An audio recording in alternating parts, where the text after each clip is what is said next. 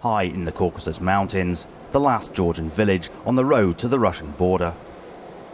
The border crossing was shut when tensions escalated between Georgia's Western-backed government and a resurgent Russia, keen to re-establish its influence in the former Soviet Union.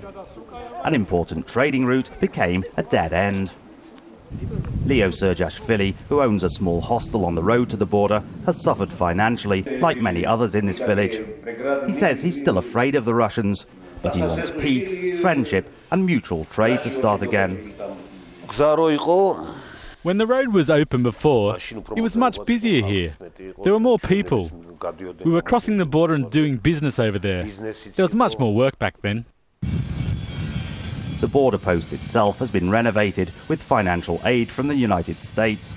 It's another sign that Georgia isn't willing to give up the pro-Western orientation, which has angered Moscow. There are hopes that the reopening of this border crossing could help to increase trade between Georgia and Russia. But that doesn't mean that relations between the two governments are getting any closer or any less hostile. The Russian president says he wants to have friendly links with the Georgian people, but he refuses to talk to the Georgian leadership, which the Kremlin blames for the war and wants to see removed from office.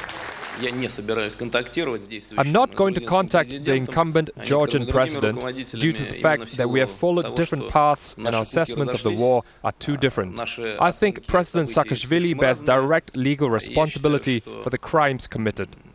The Georgian government, however, accuses Russia of occupying two parts of its territory and refusing to allow refugees driven out by the war to return to their homes.